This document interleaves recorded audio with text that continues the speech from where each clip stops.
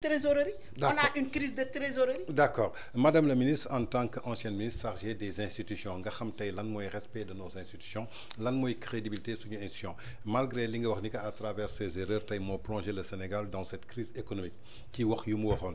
ñu gis ni que FMI dafa demandé won ay preuves jëmale ko ci lu mu wax Cour des comptes ñi ko doon xaar di xaar IGE di xaar IGF mais ñi gis ni ko ñu jëli benen cabinet muy Mozart kooku moo leen defal benn compte expertise jëmale ko ci audit bi ñu présenté ko seen diggante ak FMI mais jusqu'à présent convaincre ñu li nga xamante ni mooy FMI est-ce que loolu tey du indi li nga xamante ni maanaam day descripter suñu ay institutions lu mel ni IGE lu mel ni IGF lu mel ni tey jii li nga xamante ni mooy institution financière yi est-ce que loolu tey signe bu baax la jëmale ko suñu Sénégal.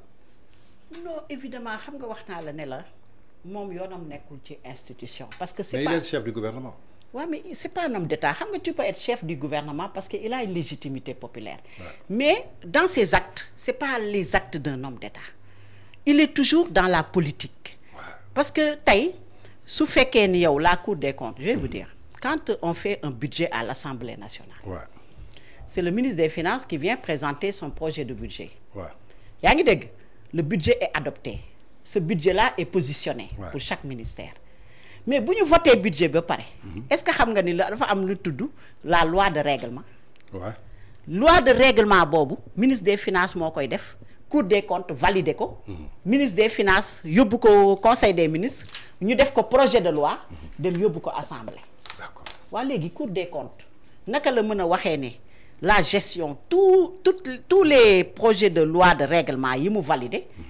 Est-ce que il y avait pas est-ce que gisouti 7 000 milliards yoy mi wax amu ci. Mais tantôt on dit 7 000 milliards, tantôt on nous dit 5 000 milliards. Alors que ci loi des finances rectificatives bi ñu mujj présenter le ministre des finances Cheikh Diba gisoon na 2 000 milliards yi ba ñu dugalat ko ci loi des finances rectificatives bi. Dama né il a dit qu'il y a un déficit budgétaire de 7 000 milliards. Ouais. Yaa ngi dégg une dette cachée pardon, une ouais. dette cachée. Ouais. Mais la dette cachée, comment un État peut cacher une dette? Un État ne peut pas cacher une dette. Il y a une traçabilité. Te Cour des comptes, vous avez voté la loi. Vous savez que manko dégg mu naan kérok manko dégg mu naan dette bi nga xamni état bi da koy jël te du laaj avis sénégalais du laaj avis sénégalais dañu wara dem assemblée laaj avis sénégalais sur la dette. Ouais, yow mus nga gis man de bama nekké j'étais le ministre des institutions de la République et j'étais à l'Assemblée nationale yaa ngi dégg mais musuma gis état bu ñëw di demander l'avis de l'Assemblée nationale pour une dette parce que le budget niñ ko tabaxé moy les ressources internes jëlgé ci taxes yeeg TVA beeg douane ak etc.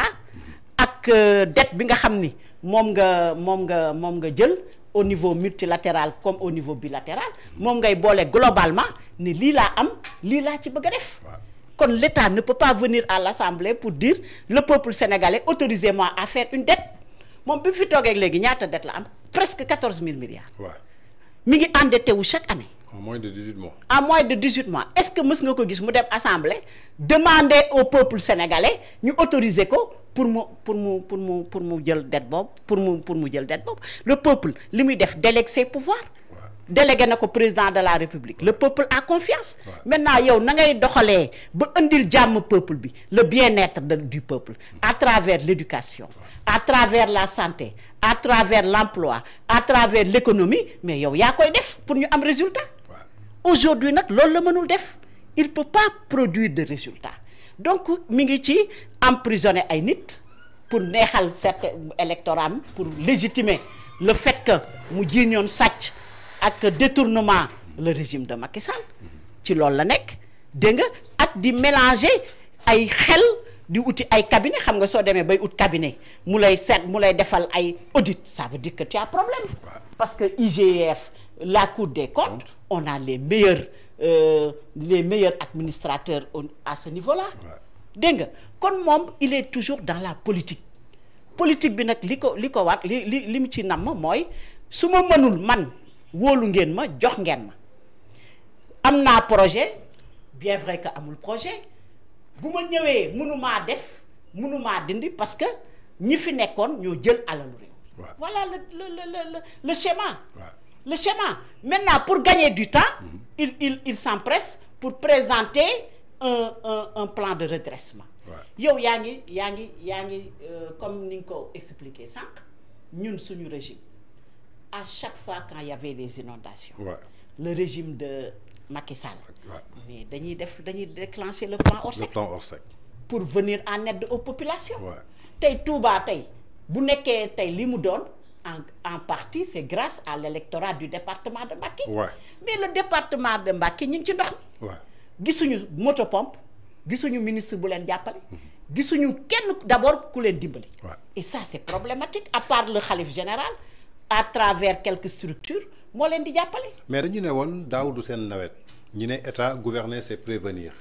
est-ce que ñoom xamuñu woon ni que 2024 du seen nawet mais 2025 nawet day am est-ce que suñu jëloon seen ay matuwaay tey jii ndox bi dina am Touba du ma ne nag Touba mosul am inondation mais li fa amoon daaw am fa daaw jéeg li fa am ren mosu fa am. tey est-ce que du benn incompétence majeure boo xamante ni moo feeñ d'autant plus que dañu gis ci remaniement bi dañu delloowaat Cheikh Tidiane Dièye ci même ministère bi comment on peut reporter benn ministre boo xamante ni dafa échoué tey Abdourahmane Sarr est le ministre de l'économie tey dañu am crise économique mais Abdourahmane Sarr mi ngi waat ci même poste am dañu am problème mu finance Cheikh Diba mi ngi ci même poste am tey alors que du temps de Abdoulaye Wade et de Macky Sall secteur bu ñu gisoon doxul dañ lay changer indi keneen koo xamante ni moom lañ fay teg est-ce que tey ce régime-là est en mesure quand même de pouvoir subvenir aux besoins des Sénégalais et dans tout ça aussi quelle est l'implication du président de la République. xam nga wax naa la ne la. un remaniement dafay joxe orientation. quand un président de la République remanié. day wax ni normalement yow soo nekkee boo xamee état tuuti. di nga xam ni président bi fii la jëm. mais li fi am 2024 ba léegi. ñoom dañu inscrire seen action dans la continuité. lenn rek lañ changé mooy justice ak intérieur. c'est-à-dire que ñun dañuy gën a téye pouvoir bi gën a maate. man loolu laa jàng. mais quand tu prends l'agriculture. mais le ministre de l'agriculture l'année dernière il n'a pas fait un bilan agricole. parce que y a un échec total. baykat yi ñoo ko waxee du ñun. y a un échec total. mais malgré reconduire nañ ko. le ministre Cheikh Tidiane qui a l'assainissement et l'eau. Voilà mais tey Sénégal gépp ñu ngi inondé. Sénégal te gisoo benn yoon bu ñu déclencher plan Orsec. en réalité mënuñu ko déclencher moom laa la wax parce que y a une crise de trésorerie parce que bu ñu déclencher plan Orsec à moins que premier ministre remettre en cause ces 9 milliards. dugal ko ci plan Orsec. pour ñu mën a régler le problème des inondations. mais loolu la conseil woon Macky Sall. mais ñun loolu la ñuy xaar ci moom parce que les 9 milliards il n'en parle plus même s'il y a une crise de trésorerie. mais xaalis bi ñu réserver Diomaye 11 milliards. au moins ñu diviser ko. jël 5 milliards yi. jël 9 milliards yu Ibra italien boole ko déclencher un plan Orsec national. dégg nga pour au moins venir en aide aux populations. génne leen ci situation d'urgence bi ñu nekk. et maintenant réfléchir à quand même assainir le Sénégal. parce que mënuñu à chaque année bu tawee parce que def nañ fi ñun par exemple à Pikine le président Macky Sall quand même def na fa ay jéego yu am solo. parce que là où j'habite Guinaw Rail Nord ou Guinaw Rail Sud ou mais canaux yëpp dugg na. et ça c'est la politique du président Macky Sall. d'abord Abdoulaye Wade da ko initié président Macky Sall terminé ko. donc donc ñoom xaalis bi ñu doon def ci assainissement bi y a certaines zones ñu ngi koy sentir. ñu ngi koy gis mais aujourd'hui urgence dafa am Sénégal partout. urgence d'abord génne ndox nit ñi ci ndox yi ñu nekk. dugal leen ci ay tentes jàppale leen ba et puis def ay motopompe tirer ndox mi. ba ñu mën a retrouver waat seen kër en attendant maintenant de mettre un plan d'assainissement dans toutes ces zones telles que Touba parce que Touba c'est quand même une cité religieuse boo xam ni day accueillir des milliers de pèlerins chaque année on ne peut pas se permettre quand même bàyyi la Touba ndox mi di inonder ba di dugg ci pratiquement pas loin de la mosquée aujourd'hui Touba mosquée invivable moi j'habite là-bas notre maison se trouve là-bas mais tey kër yëpp a tëjee parce que nappe bi moo nekk ci suuf. bu tawee rek dafay réveiller na. kon muy Touba muy Kër Massar muy fu mu mën a doon mais les Sénégalais ñi ngi ci biir ndox mi te amuñu solution. te gisuñu benn état bu leen jàppale. d'accord madame la ministre ba tey dañuy desandi ci li nga xamante ni mooy ñaari ministères yi nga.